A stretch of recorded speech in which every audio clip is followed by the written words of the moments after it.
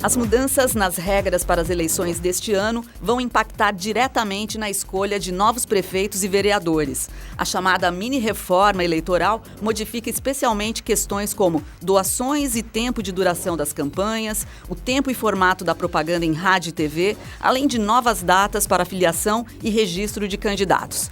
E os eleitores? Já estão preparados para acompanhar o processo eleitoral e decidir o voto? Esta é a pauta do Viva Voz de hoje, que está no ar pela rádio e também pela TV Univale. Hoje, comigo, o acadêmico de jornalismo Lucas Rosa. Boa tarde, Liz, e boa tarde também a você de casa, curtindo o Viva Voz aqui pela rádio e também pela TV Univale. Como sempre, vou passar os contatos. Se você tiver alguma dica, sugestão para o nosso programa, fique à vontade. Tem o nosso e-mail, vivavoz949@gmail.com. Tem também o Facebook, facebook.com/VivaVozUnivale e o Twitter e o Instagram, ambos @VivaVozUnivale. Isso mesmo, nosso convidado de hoje é o advogado Augusto Vanderlini, que é presidente da Comissão de Direito Eleitoral da OAB aqui em Itajaí. Obrigada pela presença. Boa tarde, Lisa. Boa tarde, Lucas. É uma honra e um prazer estar aqui. Boa tarde a todos os ouvintes da rádio e telespectadores da TV Univale. Estamos aqui para tentar auxiliar um pouco no que for possível e esclarecer algumas dúvidas. Bom, Augusto, em 2015 foi aprovado um projeto que foi até batizado depois de mini-reforma eleitoral, né? Só para a gente puxar o gancho para todo mundo acompanhar o raciocínio. Quais são as principais propostas desse projeto que já vão valer para as eleições deste ano? Eu já começo um ponto polêmico, que a reforma eleitoral trazida pela lei 13.165 de 2015, eu entendo sempre, e acredito que as pessoas entendem também, que reforma, a gente imagina algo bom, algo positivo. Então eu ouso chamar de deforma eleitoral.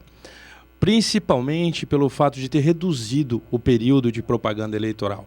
O discurso de que tornou mais barato, com o discurso de que é o tempo suficiente, eu discordo totalmente, porque estávamos conversando agora há pouco, que a propaganda eleitoral ela não pode ser jamais vista como um direito do candidato do partido a apresentar suas propostas, mas acima de tudo uma garantia fundamental do eleitor, do cidadão, ter acesso em quem votar. Porque é ele que pode alterar os rumos de um município, de um estado e de uma nação, através do voto. O voto tem um valor muito grande.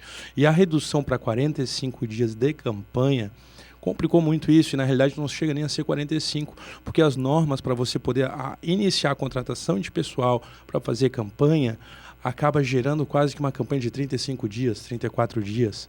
Porque você pode pedir voto a partir da 0h01 do dia 16 de agosto, pois o prazo para o registro das candidaturas encerra no dia 15. Uhum. Então, a partir do dia 16 de agosto, eu posso dizer, eu sou candidato, número tal, vote em mim. Uhum. Gastos eleitorais e contratações, infelizmente, só após você fazer todo o procedimento, ter o CNPJ, abrir a conta bancária, emitir os recibos, daí sim começar as contratações. Então, o aspecto principal, a maior mudança foi a redução do período de propaganda eleitoral. Inclusive na TV, que agora será do dia 26 de agosto ao dia 29 de setembro, onde os prefeitos, a campanha majoritária terá blocos de 10 minutos ao meio-dia, né? E à noite, onde os prefeitos, a formatação do programa acabou com a figura do apresentador. 75% do tempo daquele candidato tem que ser ele falando com o eleitor. Não tem mais aquelas imagens externas, somente o candidato indo demonstrar uma obra que foi feita ou algo que deveria ter sido feito, ele narrando. E os outros 25% desse tempo será para que apoiadores compareçam dizendo, apoio fulano de tal por causa disso e daquilo. E para os candidatos a vereador será através de inserções diárias, né, que serão divididas alternativamente em cada dia, onde os vereadores ali rapidamente se apresentarão. Uhum. Quais são as outras importantes mudanças já trazidas? A mudança maior e mais preocupante de todas é que tudo indica que esta eleição será a eleição mais judicializada da história. O que significa isso? Com o maior número de processos. Ela profissionalizou totalmente, principalmente por causa da questão da prestação de contas, a formatação dela, no qual advogado e contador são obrigatórios, e infelizmente somos poucos advogados eleitoralistas e contadores especialistas na questão eleitoral que entendemos disso. E uma prestação de contas, uma campanha que tem a arrecadação de forma irregular, caracteriza o que? O candidato pode ser eleito e não assumir, por causa de abuso de poder econômico, dentre outras situações. Por exemplo, Na formatação de arrecadação, hoje, somente pessoa jurídica não pode contribuir. Quem é a pessoa jurídica? A empresa. A empresa não participa de forma alguma, nem para partido, nem para candidato. Somente a pessoa física pode contribuir, isso no limite de 10% do rendimento bruto dela no ano de 2015. Quem não declarou, isso avaliado pelo imposto de renda. Certo. Quem não declarou imposto de renda, a gente aplica ali o limite de 2.800, que é o valor da isenção, né, que pode estar contribuindo para a campanha. E cada candidato ao partido que receber uma doação na sua conta, ele tem um prazo de 72 horas para estar informando a Justiça Eleitoral, tornando isso público.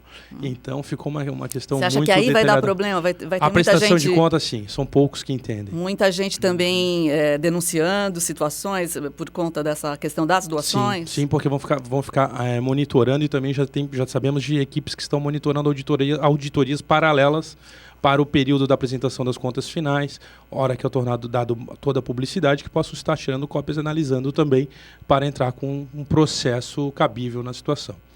Uma situação muito importante também é que antigamente você poderia ir no caixa do banco, vou doar R$5.000 para o candidato tal, se identificava. Hoje não, hoje o limite é R$ 1.064,09 que você pode fazer isso na boca do caixa, sempre identificado.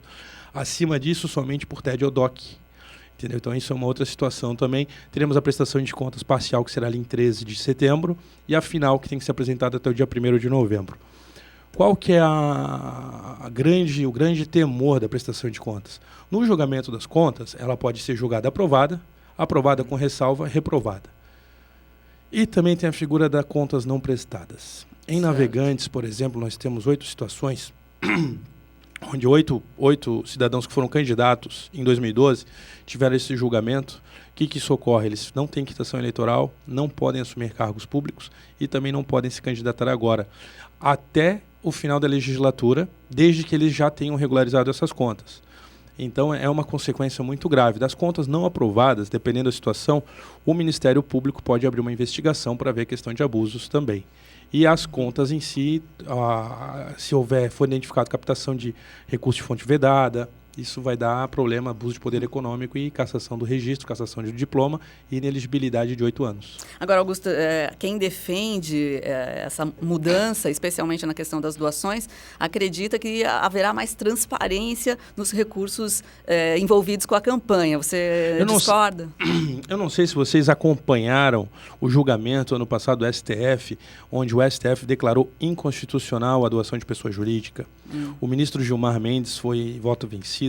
Ele ainda falou que a tendência seria que essas eleições fossem as eleições do Caixa 2. Né? A questão da transparência ela já é dada, via de regra, pelo Tribunal Superior Eleitoral, com as contas, que é tudo informado. O problema veio em si nos movimentos de combate à corrupção, onde eu não me recordo o porquê que enfiaram que pessoa jurídica era criminoso, que só tinha corrupção por causa das empresas. Vamos analisar. A conduta que levou isso tudo foram essas ondas de corrupção onde as empresas estavam desviando propina.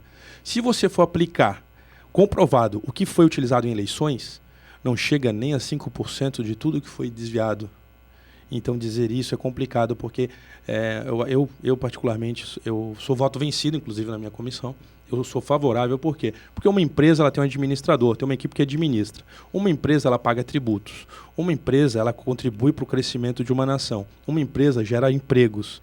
Então nada mais natural do que uma empresa possa estudar o candidato, o plano de governo desse candidato e sim estar participando do processo eleitoral.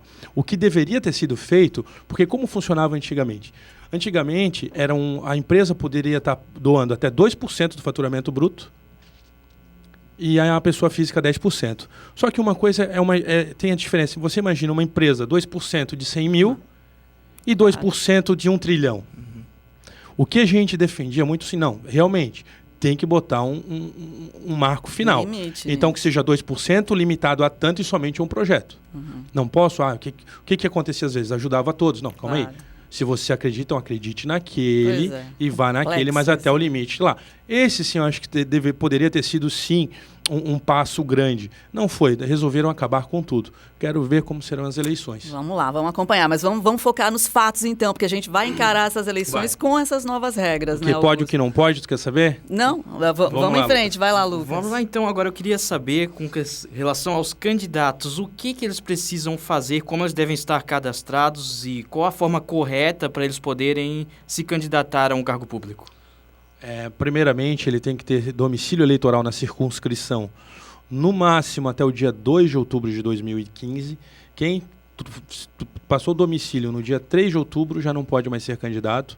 Tem que estar filiado a um partido político até 6 meses antes da eleição, salvo se o estatuto não exigir prazo superior, mas isso é uma questão interna. Né? Tem que estar em pleno gozo dos seus direitos e garantias de eleitor, não pode ter condenação criminal, não pode estar enquadrado na Lei 6490, Lei da Ficha Limpa, e tem que ser alfabetizado. Tá? Aí tem que passar em convenção, que as convenções agora serão do dia 20 de julho ao dia 5 de agosto. Seu nome sendo aprovado em convenção, o partido, a assessoria jurídica do partido já vai providenciar toda a documentação. Se já não o providenciou, quem não fez isso já está atrasado, para já deixar tudo certo. Para quê? Vai fazer o pedido do registro no dia 15 de agosto. É feita uma análise, aberto o prazo para impugnação, passou, já é candidato, está tranquilo. Ele tem que ter todas essas documentações. Esse ano a gente vai votar, né, nas eleições municipais para prefeito e vereador. Eu queria que você explicasse um pouco para a gente quais são as funções na gestão pública desses dois cargos. O prefeito, ele quem administra, vamos imaginar, é mais simples a gente imaginar o município como uma empresa. Imagine um município como a Univale. O prefeito é o reitor. Quem seriam os vereadores? Seriam o conselho.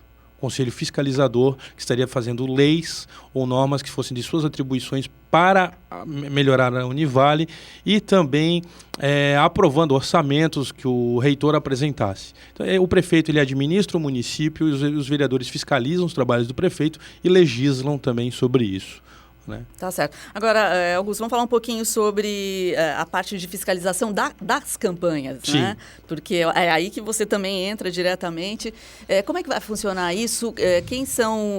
Quais são os órgãos que acompanham essa fiscalização? O Ministério Público, sabemos que ele é o maior fiscalizador, né, que é uma da competência dele, de fiscalizar todo o processo eleitoral para que seja um processo transparente e íntegro, né? O eleitor, no meu ponto de vista, é o maior fiscalizador de todos, principalmente se ele vê que o candidato está fazendo coisa errada, já não vote nele, né? E os partidos políticos também, a sociedade, a OAB também, a nível nacional, já está se manifestando no sentido de estar auxiliando na fiscalização. Né? São esses que eu acredito. Muito bem, e com relação, a gente sempre vê partidos, coligações, existe regra para essa questão, até mesmo para quantos candidatos cada partido tem direito a indicar ou não? Muito boa pergunta, Lucas. Houve uma alteração bem significativa nesse sentido. Por exemplo, nos municípios até 100 mil eleitores, o partido pode lançar 150% do número de vagas da Câmara de Vereadores. Por exemplo, se Itajaí tem 10, eles podem lançar 15. Né? E até 100 mil eleitores. Se o partido se coligar, aí passa para 200%. Ele pode lançar 20%. Em municípios com mais de 100 mil eleitores, né, não era habitantes, perdão, era eleitores, como é o caso de Itajaí, o partido, estando coligado ou não, é no máximo 150%. No caso de Itajaí são 21 vereadores, serão 32. Sempre lembrando de 70% para um sexo e 30% para outro sexo.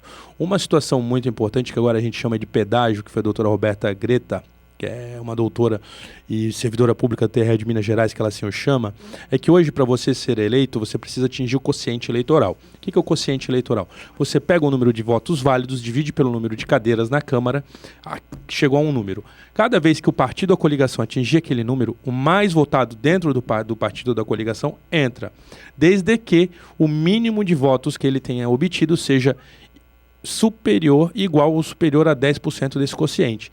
Se o quociente for 5 mil, Cada vez que o partido ou coligação atingir 5 mil votos, elege um vereador, desde que esse mais votado tenha feito no mínimo 500 votos. Isso é muito importante, as pessoas têm que ficar atentas. Não, o partido pode ter feito 20 mil votos, mas nenhum fez, e todos fizeram 499, tchau. Não entra ninguém. Não, se o quociente for 5 mil, Perfeito. A gente tem que fazer um intervalinho, mas Sem voltamos problema. já a conversar com o advogado Augusto Vanderline, que é presidente da Comissão de Direito Eleitoral da OAB aqui em Itajaí. Isso mesmo, já voltamos. O papo aqui hoje são as eleições municipais. Nós estamos conversando com Augusto Vanderlinde, advogado-presidente da Comissão de Direito Eleitoral da OAB em Itajaí. Muito bem, então aproveitando, acho que é interessante a gente abordar como vai funcionar a parte das comissões nesse ano.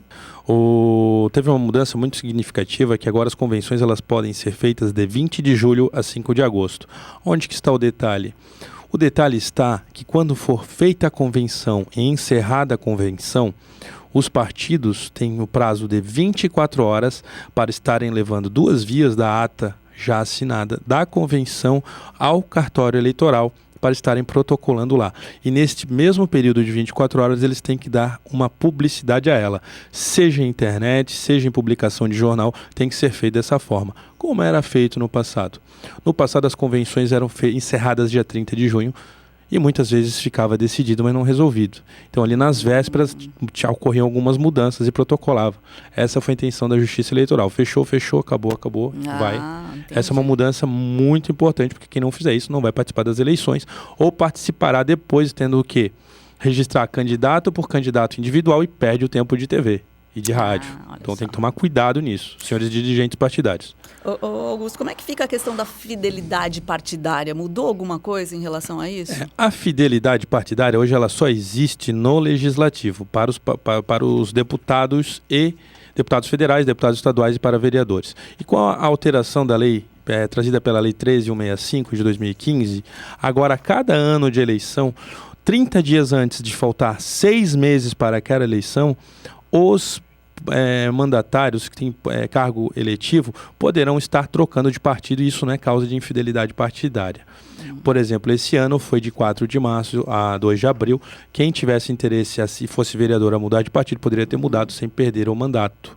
Né? Essa foi a maior mudança que ocorreu. As outras questões que você pode sair do partido como justa causa, sem caracterizar infidelidade, é perseguição pessoal, coisa assim, ou a criação do novo partido.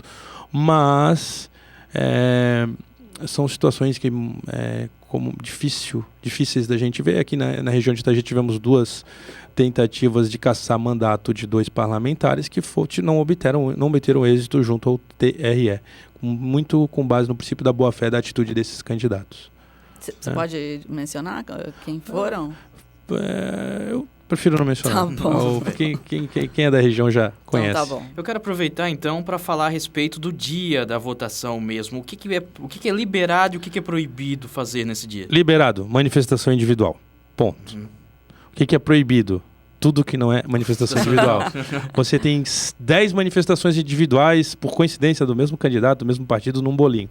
Isso pode ser a Justiça Eleitoral, através dos fiscais, vão lá, os delegados fiscais dos partidos vão lá e pedem para eles saírem dali para não caracterizar a boca de urna da prisão, vai responder um processo, vai pagar sacolão, multa, é complicado.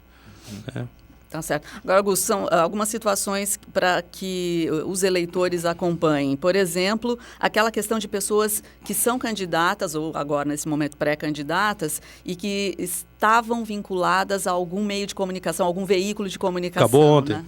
Já acabou, ontem. né? Só para as pessoas entenderem o porquê disso, como é que funciona.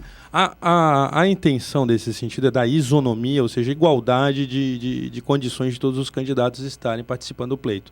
Se você tem um locutor de rádio, um apresentador de TV, ele ficará exposto durante todo o período e acaba, querendo ou não, saindo na frente. No dia 30 de junho, foi o último dia que os apresentadores de rádio e de TV poderiam estar participando dos seus programas. O que ocorre?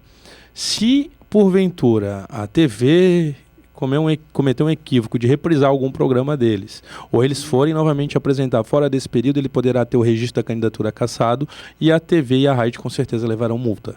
Olha só. Então, e daí não vai poder participar. Okay. Então estejam atentos, aqueles boatos de quem seria candidato, se apresentou o programa hoje, já sabem que não serão. Eu queria saber outra questão a respeito nos casos de candidatos que estão tentando a reeleição, né? Já estão no cargo atualmente. O que acontece com relação à publicidade do governo, a campanha de saúde, de planejamento urbano? Tem alguma regra que ele tem que seguir que ele não pode divulgar? Tem. Por incrível que pareça, Itajaí, Balneário Camboriú e Navegantes não tem nenhum prefeito à reeleição. É um pleito totalmente novo. Mas a partir de 2 de julho eles têm que retirar toda forma de publicidade institucional nesse sentido. Então já tivemos casos agora que já acompanhamos na Prefeitura de Curitiba, que o prefeito está indo à reeleição e o coordenador jurídico dele é um grande amigo meu e um dos maiores nomes do direito eleitoral do Brasil, que é o Dr. Valber Agra, já determinou, eles já retiraram tudo da Facebook, páginas, toda essa questão de publicidade institucional para estar evitando o quê? Uma propaganda pessoal da pessoa. Tá, então está incluído tudo que está na rede, né? Sim. Todas as. E por que ele determinou sociais que cancelassem? Porque é mais fácil tu cancelar do que tu ter que ficar buscando o que foi publicado, e às vezes tu não consegue. E como a gente sabe, se você está concorrendo, do outro lado também tem alguém que tem, e se tem uma assessoria competente, vai saber tudo de você. Vai. Agora eu queria fazer uma pergunta sobre o papel da OAB, da comissão que você está presidindo, né, que é a Comissão de Direito Eleitoral. Qual é a função dessa comissão? Quais vão ser as atividades? Assim, a nossa Comissão de Direito Eleitoral, quando nós a criamos, era com um único objetivo principal de estar mapeando e vendo quais eram os advogados que gostavam, que eram apaixonados pelo direito eleitoral, para quê? Para a gente estar fomentando o diálogo, o debate e estar também compartilhando as informações com a comunidade, com os candidatos. Recentemente tivemos um grande simpósio aqui em Itajaí, organizado pela comissão. Para quê? Para tentar conscientizar a população, os candidatos, os dirigentes, de como deveria ser uma campanha ideal, sem aquelas coisas que já vimos muito de publicidade negativa, ofensas pessoais, utilizar questões que são familiares ou problemas para tentar ganhar voto. Isso, para mim, eu acho que é a abominação da política. A política se ganha com boas propostas e com bons projetos. E essa é a essência dessa comissão e, graças a Deus, estamos conseguindo fazer isso. E hoje acredito que todos os membros estarão enganjados em alguma campanha, porque somos poucos mesmo. Então, nesse sentido, foi a comissão desse ano e também já estamos participando, sugerindo sugestões para uma reforma propriamente dita, uma reforma de verdade no sistema de direito eleitoral e político brasileiro, porque eu também sou membro da Comissão Estadual de Direito Eleitoral da OAB Santa Catarina, membro da Academia Catarinense de Direito Eleitoral, da Instituição Brasileira de Direito Público. Então, o direito eleitoral já está no sangue, já está no dia a dia. Então, esse foi o objetivo principal da comissão. A OAB em si, eu sei que a nível nacional eles estão tentando fomentar uma forma de fiscalizar e estar auxiliando nesse sentido, e creio que também eles estarão fazendo uma campanha que para mim é a principal de todas, o voto consciente, porque o eleitor, gente, não é judiciário, não é Ministério Público, não é fiscal, não é ninguém, é o eleitor que tem a capacidade, o poder, um poder assim mensurável, que ele que pode manter quem fez um bom trabalho e tirar quem não faz. O voto branco e nulo, o voto voto de protesto. Gente, não muda nada. Acredite, a demonização da classe política é perigosa, porque nem todos são bandidos, nem todos são corruptos. Isso é complicado, a gente tem que tirar essa visão da sociedade, porque não pode ocorrer isso. Então, o eleitor é ele que pode manter quem é bom e tirar quem não é. Cabe a ele. Então, eu vou aproveitar só para fechar essa sua ideia. Como que a gente pode fazer para avaliar os candidatos? Todo ano a gente fala isso em ano de eleição, mas o que eu devo levar em consideração na hora de escolher o candidato? Que muitas vezes o candidato está ali, eu mal conheço, né? Eu vi ele através da campanha eleitoral. Como é que eu posso fazer isso? Primeiro, assim, são várias formas. A preocupação que nós temos hoje com a internet é que ela virou um centro de desinformação. Porque as informações precisas realmente são complicadas. Você tem que ficar monitorando. Hoje, com as redes sociais, com o WhatsApp, você consegue pesquisar o histórico do candidato. Você lá pode ir acessar o sistema do registro do candidato, onde você vai estar verificando a formação dele, quem ele é, o que ele faz, o que ele foi, também o patrimônio que ele tem, já para você já estar ciente do que ele tinha antes e depois, né? E acima de tudo assistir o horário, a propaganda eleitoral gratuita no período eleitoral, buscar se você acha que aquele candidato pode te representar, vá atrás dele, vá atrás do seu comitê, busque ler as propostas, as informações e acima de tudo guarde num livro, guarde dentro da Bíblia para que Deus esteja orando por essa pessoa também e cuidando, por quê? E cobre depois. E saiba cobrar depois. E tenham certeza do seguinte, o ser humano ele é dotado de virtudes e limitações. Ninguém é perfeito. Não existe candidato perfeito. E a população que só reclama e não bota o nome à disposição, complicado. Acho que o fato da gente estar neste momento trabalhando com a eleição municipal, isso facilita bastante o contato, né, dos moradores, da população, realmente entrar em contato com os candidatos. Tem uma palavra do Corregedor-Geral da Justiça Eleitoral de Santa Catarina que ele diz que a União é um ente sem alma e sem corpo.